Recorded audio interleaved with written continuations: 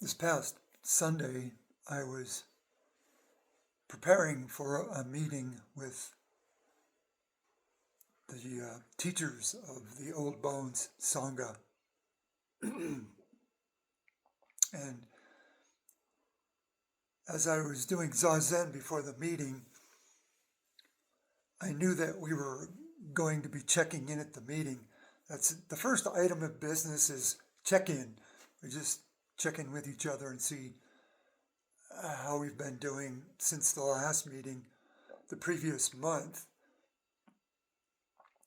So I was doing Zazen that morning, realizing that we were going to be checking in a little bit later. And I thought, what's really going on with me right now? So this little verse took shape in my mind when I was supposed to be doing Zazen. And this was the verse. Broken bones, insurance claims, nursing homes, appendage pains. That was the little verse I came up with, the short verse. And someone commented, Dukkha, which is translated as suffering or anguish.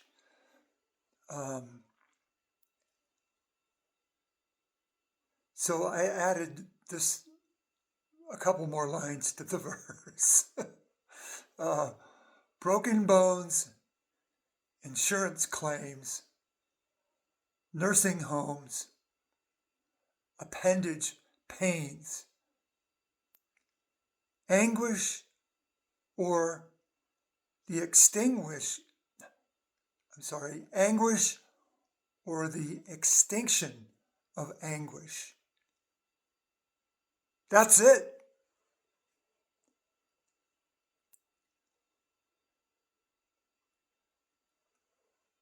The first noble truth that Shakyamuni Buddha taught was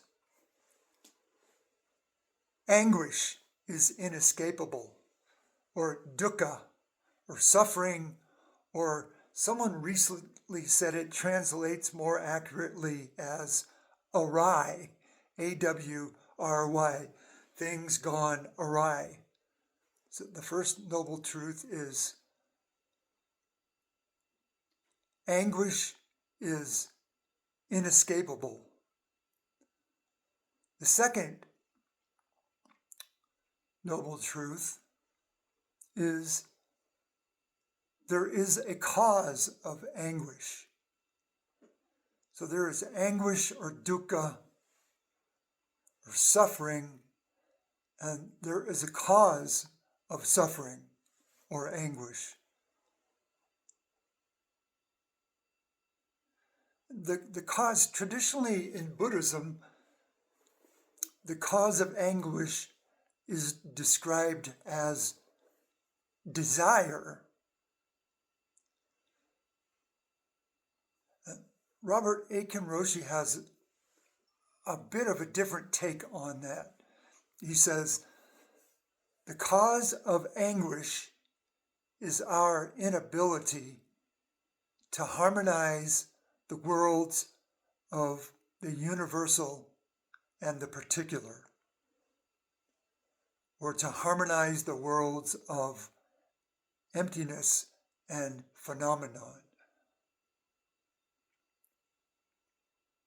So it would seem that if we wanted to address this existential question of suffering, which the Buddha put at the top of the list, we would need to learn how to harmonize the worlds of the universal and the particular.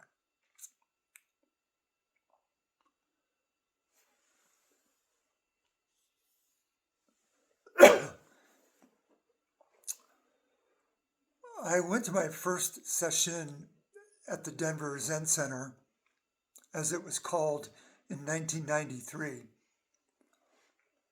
I think I went I think it was April. And at that time, we sat a 7-day session and then had Shosan on the following Monday. So 2 days after session had ended on Saturday afternoon, we held Shosan. And at the time, Shosan was defined as Dharma combat.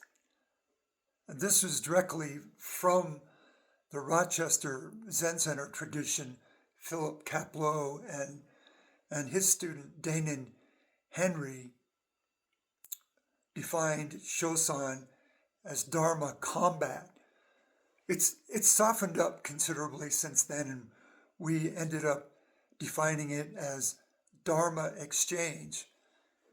So the teacher or the leader of Shosan would give a short Dharma talk on a certain subject and then invite students to come up to the student mat, which was placed right in front of the teacher, and present their understanding of the theme of the Dharma talk, or challenge the teacher, ask a question to just related to Dharma, to exchange in the Dharma.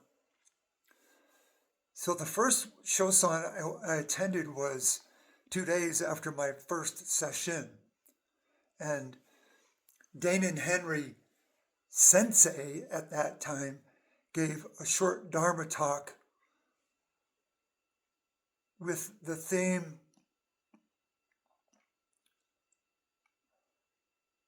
I teach suffering and the extinction of suffering. In the translated words of Shakyamuni Buddha, I teach suffering and the extinction of suffering.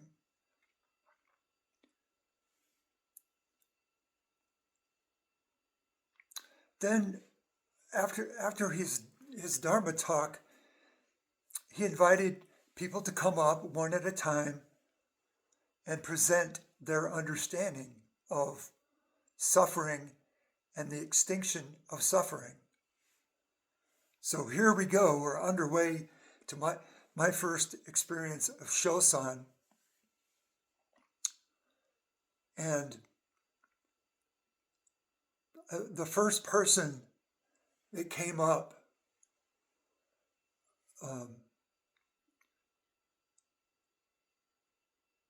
was asked by Danon Sensei, how do you understand suffering and the extinction of suffering? And the first person screamed at the top of his lungs, "Father, why have you forsaken me?" And I think I literally jumped when he did that. I just, whoa. And then the second person that came up kneeled on the student mat in front of Danon Sensei and screamed, "Ah!" And he fell over onto the floor as if he was dead. And I'm sitting there going, this is bizarre, but I see what's going on here. This makes sense. There's no long-winded explanations, no conceptualizing, just showing their understanding of suffering and the extinction of suffering directly.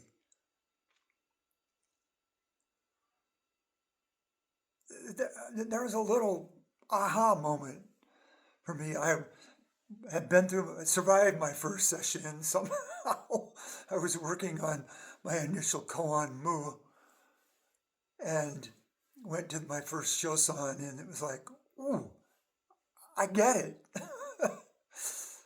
Then other people came up to demonstrate their understanding. I watched for a while as shosan went on, and then I decided to go up. I thought, what the heck?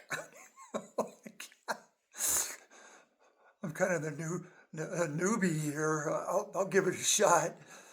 So I went up and sat on the student mat, and Dainin Sensei asked me, how do you understand suffering and the extinction of suffering? And I replied, sitting long and getting tired. I'd been around the Zen world enough for the last 18 months and read enough, and I think heard in one of Dainin Sensei's teishos this excerpt from this koan, sitting long and getting tired. And this is actually case number 17 in the Hekigan Roku. A monk asked Xiang Lin, what is the meaning of the patriarchs coming from the West? In other words, what's what? What is the meaning? What's the meaning? What's the truth? Xiang Lin replied, sitting long and getting tired. So for some reason, I kind of wandered up there to Shosan and said, sitting long and getting tired. And then Dainin said, what? We've only been here a couple of hours. And I said, my knees ache and my butt is really sore.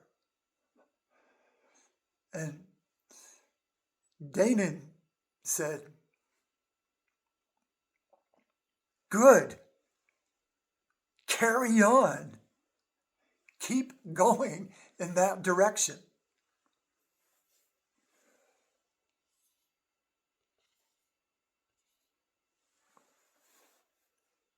There's another koan, the hua to, the point of the nub of the koan is, go straight on.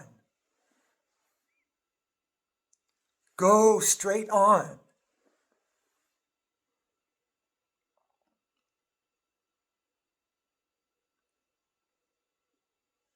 Broken bones, insurance claims, nursing homes, appendage pains. I guess some things never change.